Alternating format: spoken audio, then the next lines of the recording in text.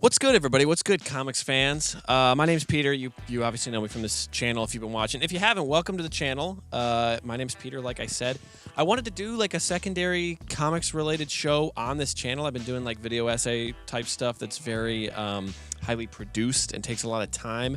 But my goal is to do a weekly video, at least for the foreseeable future. And I feel like part of doing that is making sure that I've got consistent content, obviously, and I like podcasting, and I like stuff that's more podcasty, so we're going to do that. This is a show that I'm calling Hauling Ashcan. This will be episode 1, I guess.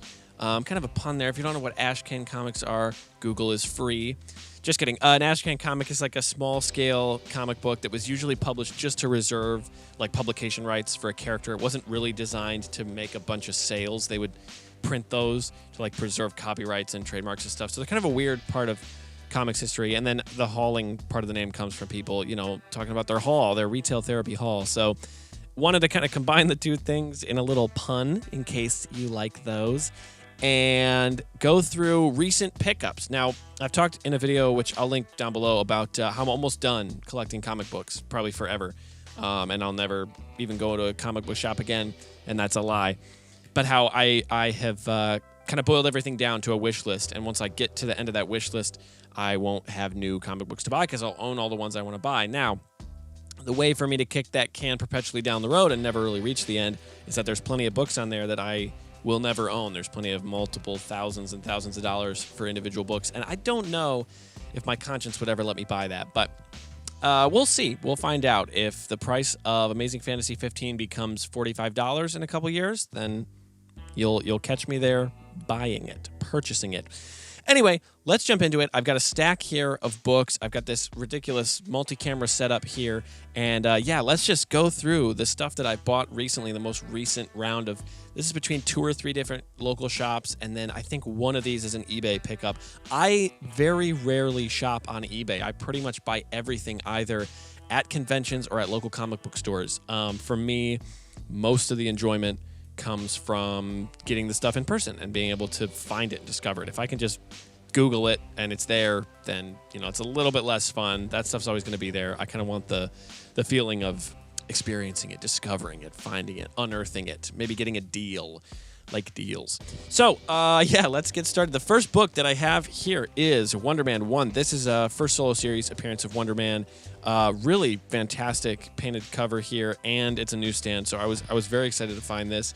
I ripped the price sticker off. I don't remember how much this was, but another thing that might add some good context here is I really don't spend a lot per book if I can help it. I would rather a beater copy of something that I've had on my wish list forever that's still complete, that has all the pages, than getting like a super nice copy. And maybe in one of these upcoming Hauling Ashcan videos, I'll talk about slabs and graded books, because I only own 3-4 of those total, and those are like, I like having them be nice and really preserved and look great, and I'll pay a little bit more for them. But the list of books I would buy graded is extremely small. So this one I had been looking for forever. I was uneducated. I actually did not know that this book was a one-shot until I bought it, and I went to add it in CLZ and found out that there's no other books in this series, which is very exciting because I am 5-ish issues away from completing Volume 2 of Wonder Man, which is really an awesome series. I haven't read the entire thing. I wanted to wait until I got all the issues, but I like the first couple issues a lot, and I'm excited to do a full read through probably later this year if I finish the entire run. And obviously this is a little bit of a speculator book for me because Wonder Man is going to end up in the MCU. We know that he's being, you know, who the cast is and who's making the episodes and all that stuff. So that's pretty cool. I'm excited to see how that goes. This is one that, like, it's in nice shape. You know, you can kind of see here. I don't know how well this camera's going to pick it up, but it's a copy that's in very good shape, so I'm very happy to have that. And yeah, excited I was able to find Wonder Man 1. I'm hoping my overhead camera battery does not die during the shooting of this. If it does, we're going to do this format a little differently, but hey, that's the first book out of the way. Let's jump into the second book that I've got here. So there's a few Batman books I picked up recently. I made a pretty short list of Batman books on my wish list earlier this year is when I added those, I think. And this was one of them. This is Batman 441. This is a direct edition. I err on the side of putting direct edition on my wish list for everything because they're easier to find, and it's very satisfying to go into your app and click the button, and it shows up and says, hey, you know, this is in your wish list. Do you want to add it to your collection? So it's easier usually for that to be a direct edition than for it to be a newsstand, which is very cool. And yeah, I really like this cover. This is a George Perez cover, and obviously, rest in peace, one of the greatest cover artists, overall, all around artists, but also one of the greatest cover artists, I think, in all of comics history. And this is from Marv Wolfman's run with the character, which, for me, that was the few issues of Batman I read when I was a kid, were written by Marv Wolfman. I got the chance to meet Marv twice over the course of the last year. Once at WonderCon in Los Angeles, and then at Comic-Con Revolution in Ontario, where I also met Jim Starlin, and I made a video about that. So, yeah, I really like this cover. It's very neat. It kind of thematically ties in. We can just go ahead to the next book here. I guess I've got these a little out of order here. Let me organize. So the next book that I've got is Batman 439. So this is a few issues prior. This is Batman Year 3, a very cool little 4-issue series. I really like it. I like the covers. I like the artwork for this. I'm sorry, the logo. I like the logo. Obviously, all the artwork is great as well, but the logo is really neat. One of my all-time favorite series of covers is Batman Year 2. Obviously, some early Todd McFarlane work with Batman. I really enjoy that stuff. And for this, I feel like it's obviously a direct successor in naming, but I also like the fact that they kind of keep a uniqueness about the art style when they were doing these event-type series. So I always think that's cool.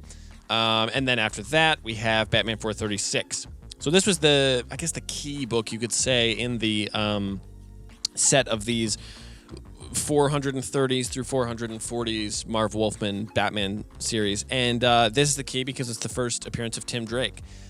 His first appearance suited up as Robin is a few issues later, and I do not have that book if I remember. Yeah, no, I don't have that one. That's the there's the kind of shadowy figure in the window, and that's Tim Drake. So I really am a fan of this cover. There's a lot going on with it, but it's part 1 of Year 3, and it kind of sets the stage.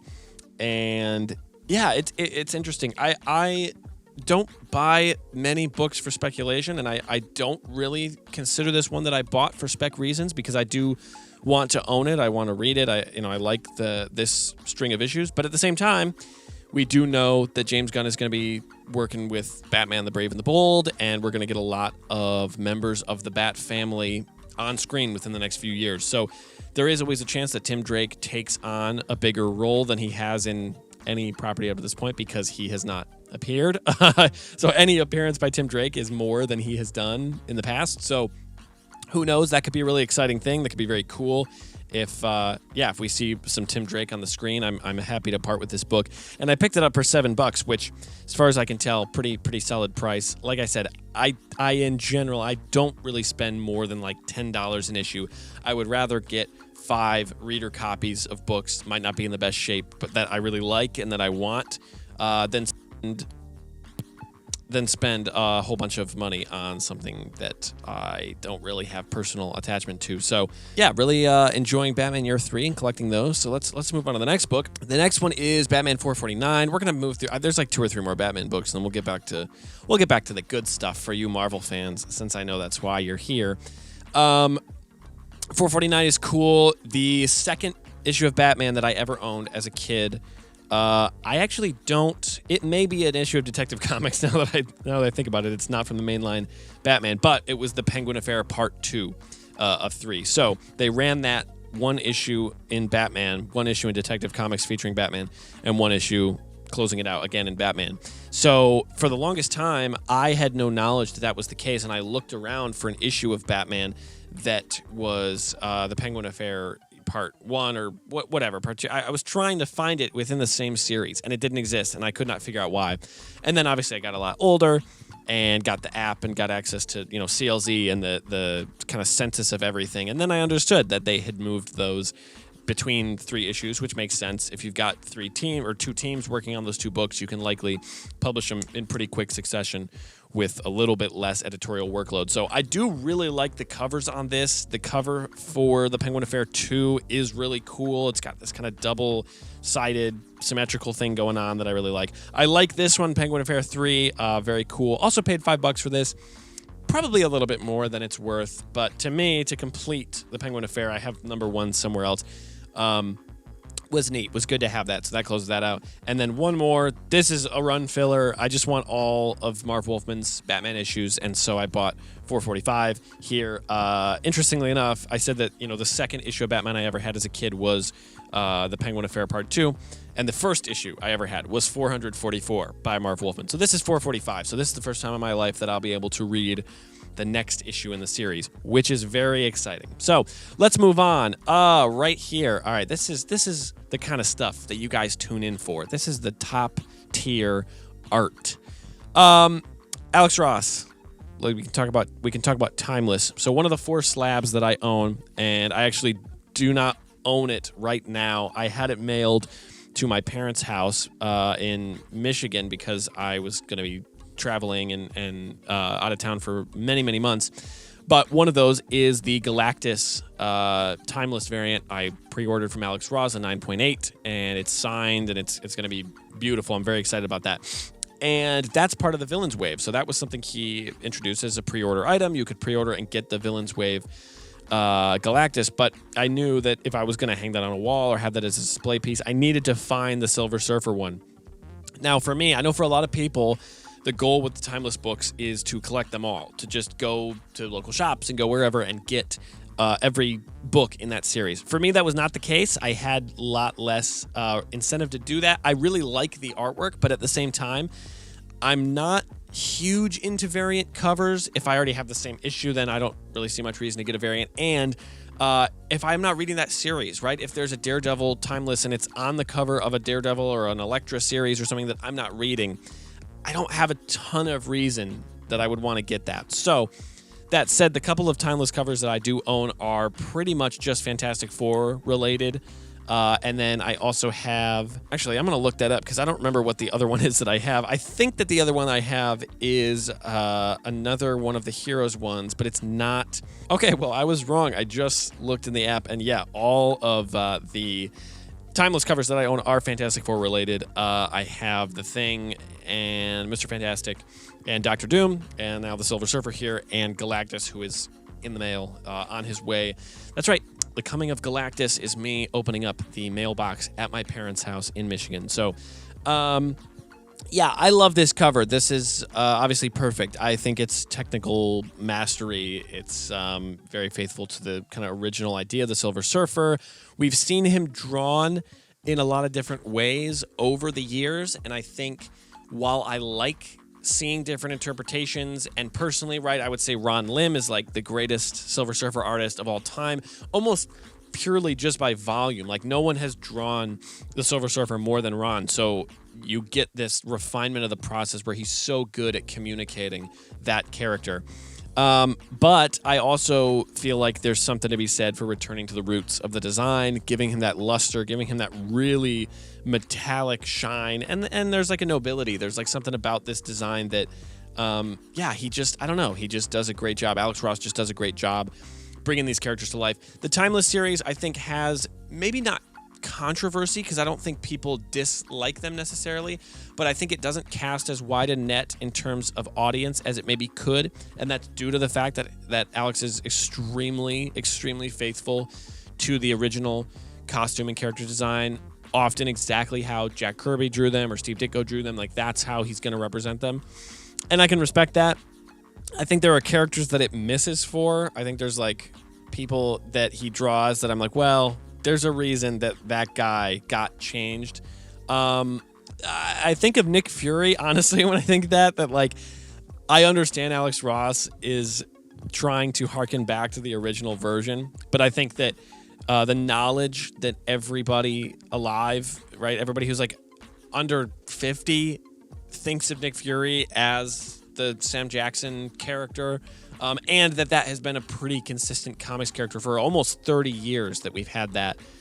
version. So there are times where I'm like, you could have drawn or painted a version of the character that was a little bit updated, but I understand, and I know that's his whole deal, and obviously, he's unparalleled, unmatched in terms of skill and vision for projects like this. So very excited to have this Silver Surfer book. Let's move on to the next one. Okay, so we got Amazing Spider-Man 188. This is not quite a run filler. While I am as much a Spider-Man fan as anybody my age or anybody who grew up with comic books, right? It's obviously the character I have the most books of. It's the stuff that I'm the most interested in reading, the stuff I have read the most of. At the same time, I have a very short wish list in Amazing Spider-Man because the prices are so ridiculous, and I think they're pretty justified. I understand the significance of a lot of those books, so it's not like insane to think that it would get super expensive for these books as time goes on. Especially a lot of the 90s stuff is coming up right now, and I understand that nostalgia drives those prices in a crazy direction. So I'm not like I don't hunt for that stuff in the same way I think a lot of people do. I look for cool covers. I look for sequential issues. That's kind of it, right? If I like the cover, I like the art, and if I have the issue before that or the issue after that so I could sit down and read them together, then I'll get it. In this case, it was just the cover. I just like how the cover looks. I like that kind of silhouetted design. This Dave Cockrum cover, and yeah, I really like it. It's neat. So I haven't had a chance to read it yet. With any of these new books, I have not had a chance to sit down and read them, so I'm excited to do that. I think it'll be pretty neat. All right, and the next issue we're getting into, this was a big one for me. This is Amazing Spider-Man 258. Now, if you know your Spider-Man history, and even if you don't, you may know 262, very famous cover, an homage to Amazing Fantasy 15, the first Amazing Spider-Man series appearance of the black suit. So, I'm an idiot. I said 262. I meant to say 252 because I'm looking at the cover going, I don't think I said that name right. 252, very iconic.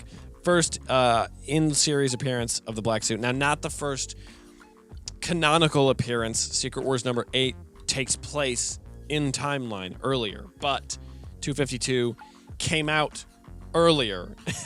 It's an extremely confusing thing, and I think it's hilarious that is the case. And it gives, I mean, if anything, for the sake of collecting, right? It gives you two first appearances.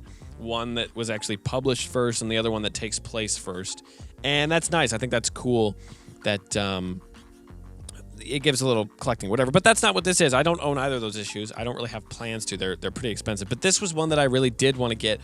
Not only is it a fantastic cover, I really, really like this cover. And I think it's cool that we've seen depictions of similar ideas in some of the movies. Love them or hate them. I grew up with the Tobey Maguire Spider-Man movies, and in that third movie, there's really, there's a lot going on with the suit, and he gets the suit and loses it and all this stuff. And I really enjoy that story. And so getting this cover that paints that picture so dramatically is really cool, and I really enjoy having it. And then obviously in here, you have the appearance by one of my favorite sets of characters, which is the Fantastic Four. He takes the black suit to Mr. Fantastic to see how feasible it is to get it off, what to do with the suit. And then we get this great sequence of the Bombastic Bagman where he leaves the Fantastic Four, he leaves the Baxter building wearing a spare Fantastic Four costume, wears a paper bag over his head.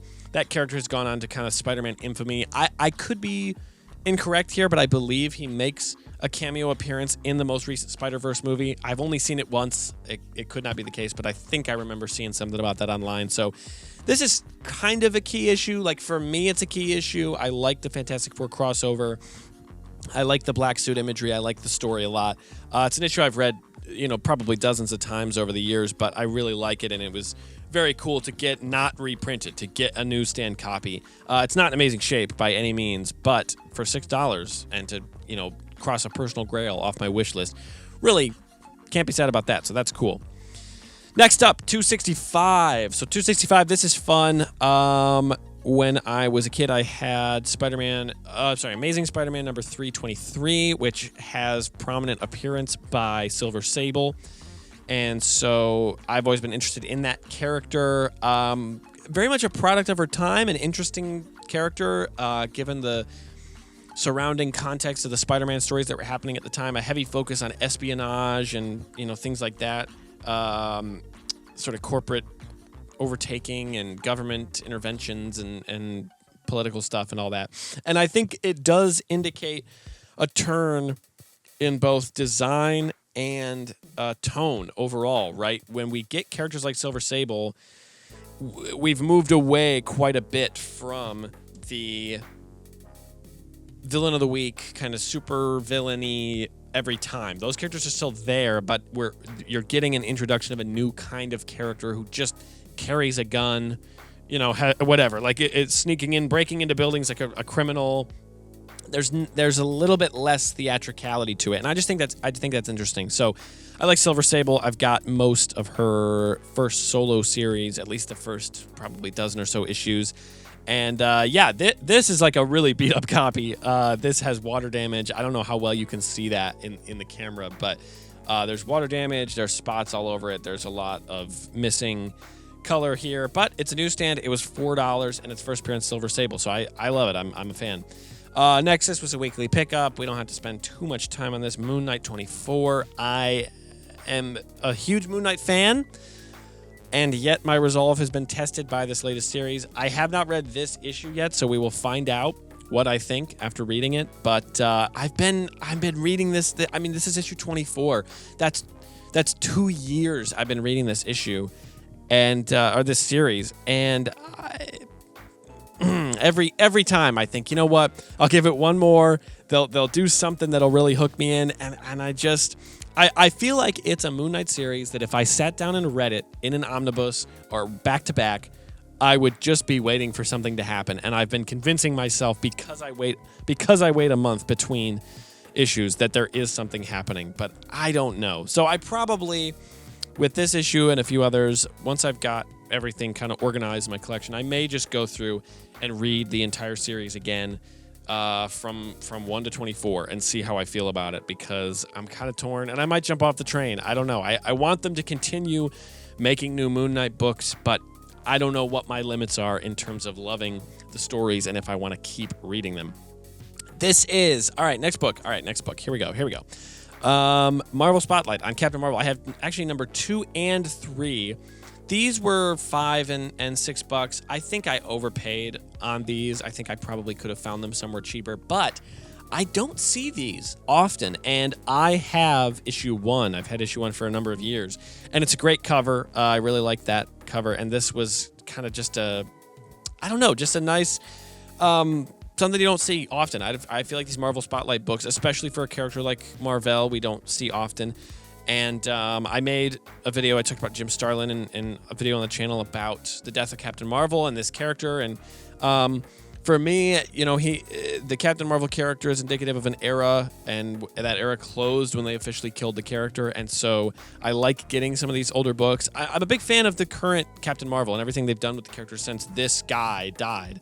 I think that it was a much needed improvement to the character overall to give her a better backstory, make her a woman, all that kind of stuff. But I also like the original version. It's closely tied to a character named Quasar, who I love. I have almost the entire run, which is a pretty hefty run, and it gets very low print run in probably the back half or so of the run, but I've managed to find it and get all of it. So, and my overhead camera battery died, so we are going to put these up to the camera when I want to show you guys now. So yeah, we will keep on keeping on here. So we have Marvel Spotlight 2 and 3, Marvel Spotlight and Captain Marvel. Let's move on. Let's go further down the list here. Okay, this was one that I did not get a chance when I made the John Romita video last week, depending on when you're watching this. The last video I put on the channel before this, I did not get a chance to shoot some B-roll of this. I was in the middle of reorganizing some stuff, and it was kind of buried behind some books. But I do want to highlight this, and I included just an image of this cover in the video. But anyway, cut to the chase. This is Amazing Spider-Man 69, which, first of all, nice. Second of all, this is an amazing Kingpin Spider-Man cover. For me, I want to take a second here to talk about this book because the there's a few things about this cover that I feel like are pretty important about Spider-Man, and I want to cover, and then we'll move on. I only have a few more books here, so I'm not gonna waste too much of your time. But first of all, so on this cover, you'll see this is a pretty close-up shot on Spider-Man. I'm trying to get that glare off here. Pretty close-up shot on Spider-Man. Yeah, there we go. And for Romita's work, one of the most important things about his work on Spider-Man is the fact that he changed and improved and worked on the overall costume design and character design for Spider-Man. So we get a really nice look at that here, and it's to me, it is still always surprising when I look at Romita's Spider-Man work how much about the character he kept the same, that didn't touch, but then also improved upon. So he doesn't, the main thing, this is like the first thing people think of, right? He takes away that underarm webbing. He defines the human body underneath. I think up to this point, especially, and it's not this issue, it's all of Romita's run, right? Once he kind of found his footing. He took Ditko's approach, which often was this kind of lanky guy, and you don't necessarily see a person in the costume. You see a shape, and then there's a face, and there's a body, and he's swinging or he's moving or whatever. And that works. I love it. I mean, Ditko, obviously brought life to the character, but Romita adds something here with the musculature that reminds you that part of Peter Parker's transformation, getting his powers, is it's a physical transformation. He gains muscle, he gains definition, and that enables his acrobatics and his strength and things like that. So I like this cover a lot for that reason. It gives us a much closer view on that. I also like it in general because, right, 69 in terms of Spider-Man issues, this was still pretty early in the run, and so some of the tropes of cover design that we were seeing in all Marvel books, but especially in the Spider-Man books, was you would have had a lot of speech bubbles. You would have had almost the cover was an advertisement first, and then a piece of art second. It would say something, whatever. The amazing, incredible villain comes out, and he'll fight Spider-Man until he's beaten, or you'll never believe what happens at the end of this issue, or a lot of text. For this one, for the Kingpin, we want to communicate, or Romita wants to communicate that massive, imposing figure. And Romita designed the Kingpin, so we have him to thank for that character in the first place. So it's nice when he is able to communicate the character better than anybody at the time, because he was the only person drawing him at the time. And so we really get a sense with this cover of how giant the Kingpin is, and he's kind of hulking over Spider-Man. So I like that a lot. I think that's a great part of the cover. And it's really nice. It's also the first cameo mention of Vanessa Fisk, the Kingpin's wife, which nice kind of minor key status. I'm sure that before the first Amazing Spider-Man, I'm sure before the first Into the Spider-Verse movie came out, that this book probably got a little bit more expensive. I paid just a few dollars for this in a stack of other books recently, so who knows how I came out on that deal. I might have overpaid for some and underpaid for some, but for me personally, having this great Romita cover, it's the earliest, as of right now, it's the earliest issue of Amazing Spider-Man that I own, number 69. So very cool to add to the collection. All right, three more books, I guess. We'll go three more here. The next one is Saga, number 65. So Saga has returned recently. There's that cover. I don't know if you get a good focus on that. Yeah. So Saga returned recently. They were on hiatus for COVID-19. Not sure if you heard about that. But they're back. I was not a reader. I had not read any of Saga until just a few months ago. I picked up the first omnibus and read that. And obviously, I mean, it's a once in a generation book. There's nothing like it before, and there will probably be nothing like it after. It's wholly unique. I don't think that I've read anything that kind of elicits that same feeling and tells a extremely heartfelt, extremely human, emotional story, but at the same time does something with the world building and the universe that I think is really, really admirable in comics, and that I think more people need to do, because it's just not happening which, whatever. However you want to diagnose the problems with the comics industry. But certainly we need more things like Saga to be published, and I wish that they were being published by some of the bigger publishers. I probably will just do a video on this, so little sneak preview for you guys. But Saga, yeah, I mean, fantastic. So that's it. I picked up the omnibus, read up through that first leg they've done, and then I bought and have been buying all of the new issues since. But I haven't read any of them, which is partially a character flaw of mine, that I buy more books than I can read. But I want the sense of separation between chapters of the material that other people have experienced. I've talked to a few people. I talked to some people at comic shops when I was catching up and buying the issues that had come out this year. And I said, what's it like? What's the new stuff? How is it since coming back? And a pretty common thread through a lot of those conversations was, yeah, it's amazing, and waiting 3 years really changed the way I read it. That really impacted me. So I'm probably not going to wait 3 years.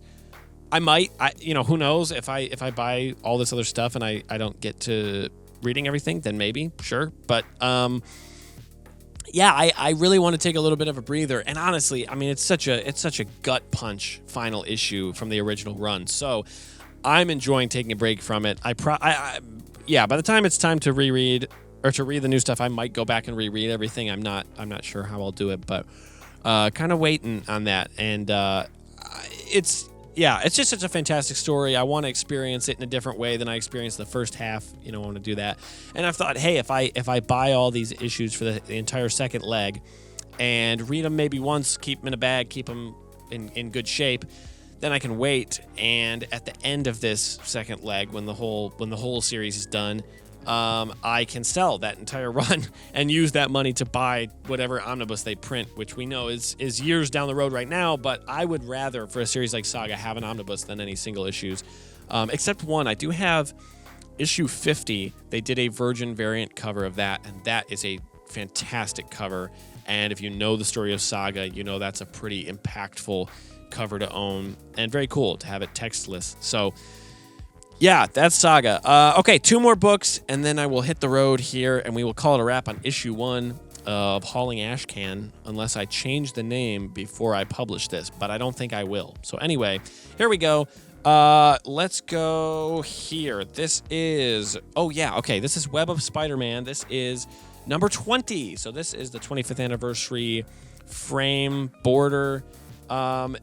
I see these, not the Web of Spider-Man one, but I see the 25th anniversary quite a bit. And it's something that it's nice because it's an achievable set to complete. Like the Timeless covers or something like that, that's like a themed set. Those can get pretty expensive as soon as they're published. And there's plenty of stuff that I am not interested in buying, a theme that went across many covers, because it's just not worth it to me. The funny thing about these 25th anniversary covers to me is that I dislike the design. I think it's just kind of tacky and I don't know. It feels, because it was, right? It feels like something that was designed specifically to make you want to buy all of them, and for no other reason. There's not a ton of artistic merit. My reason for getting this one, I own one other one in this series. I owned the Fantastic Four cover from the 25th anniversary. And I thought, if I'm going to own any of these, the only ones I want to get are for a specific character in the middle that I really like. And even then, if I like that character and the 25th anniversary cover is dumb and stupid, then I will not buy it. And so for this one, I like the spider signal rather than Spider-Man's face. I think that's a better design choice given the layout of this cover. And I've been sporadically picking up Web of Spider-Man books as I see them, which is not all the time. I don't see them a ton, but it's nice to grab them when I do see them. And this was $3, so I don't mind picking it up at all. So that's Web of Spider-Man number 20. Anniversary, 25th anniversary Marvel series cover. So very nifty little thing here. And here we go. Last book until I get some stuff in the mail and until I go pick up more things at more stores, which is later, I think this week or next week. I'm making a run out to a few different shops. I probably will use this version of the show, this Hauling Ashcan thing, to talk about comic shops in the future. And right now, I'm talking to kill time to raise the anticipation for the final issue that I picked up. So get excited about that. I probably will use this to talk about this. I have mentioned on the channel maybe once before, but I travel in an RV. Me and my wife live in this RV that I'm in right now. And so I have had the opportunity to go to dozens of comic book shops all across the country. Some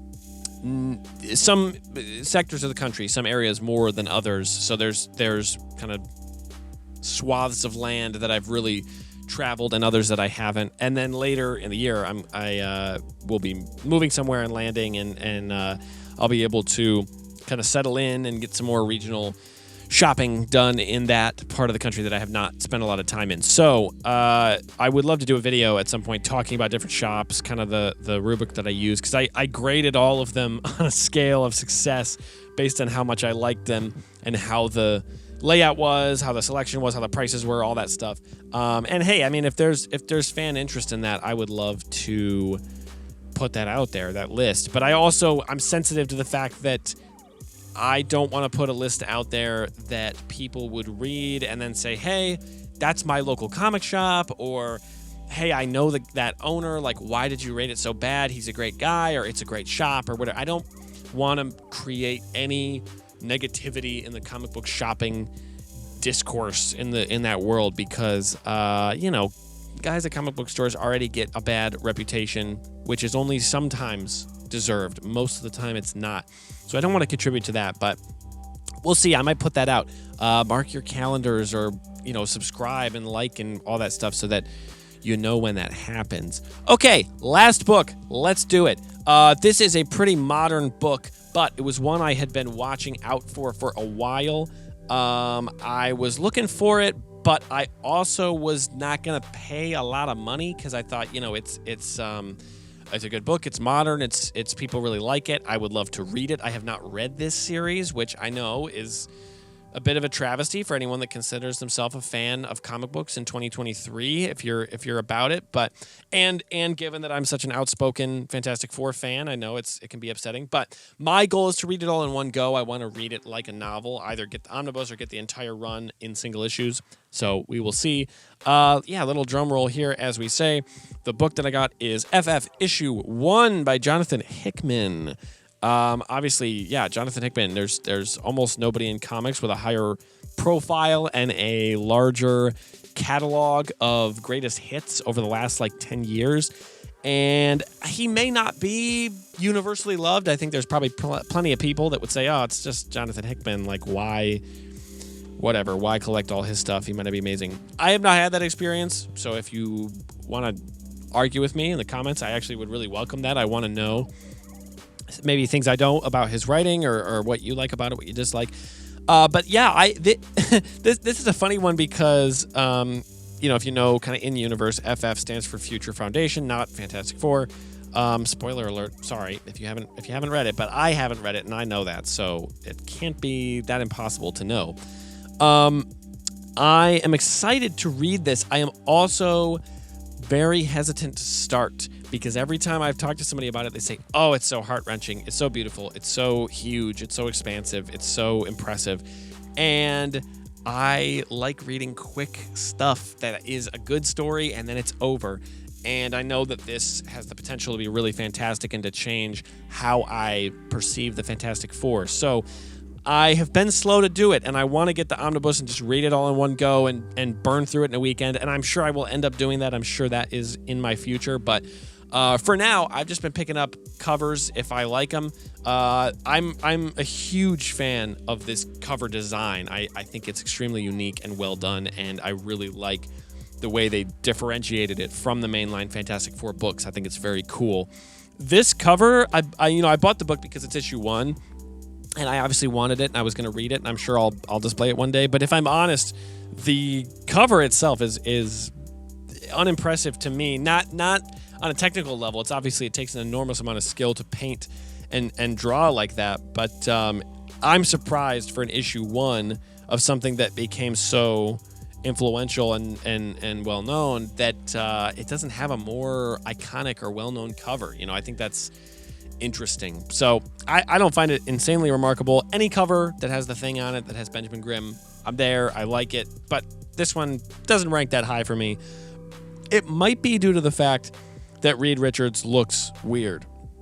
He just has a weird face. I'm gonna open this up real quick, and I want to know who the cover artist is, because I think that part of what makes me be a little bit quicker to judge Fantastic Four books that people do is because of how they draw the characters. I am like kind of a purist in that, which is like pretentious and probably not great, but I am like, if you draw them wrong, like, well, that's not the Fantastic Four, like, you messed it up. So that might be why I am not really gravitating towards this cover as a piece of art, but let's see here. Okay, so this is just the regular one. Yeah, so this is just Steve Epting's cover. So he's the main artist on the book, but I really, really like the interior art. I think it's great, and it's a really good representation of modern comics, because I think the art style obviously has changed since coloring and printing techniques have evolved over time. But I do like the art on the interior a lot, so I think it's interesting that I don't really gravitate towards the exterior, towards the cover. But, you know, who knows? That may change. Maybe I'll get attached to it. Maybe there's a reason. Maybe there's a reason Reed has a weird-looking, round, old man face. You know, I don't know. Who knows? We'll find out as I read. But, yeah. So that's it. That's Hauling Ashcan. This is episode 1. I'm your host, Peter. That's my name. So if you didn't know it, now you do. And if you're interested in this show, I want to know. I want you to leave a comment or whatever and let me know, because I don't know. My goal here is to be able to put out content as regularly as possible. I'm extremely low stakes about this. I just like comic books, and I know how to make videos, and I like to talk, and I will talk as long as you will let me. So expect this not with a huge amount of frequency, but if people like it, then hey, I'm there to do it. I'm there to make it happen. So yeah, that's me. That's my time, and I will see you on the next episode of Hauling Ashcan. Thanks. Bye.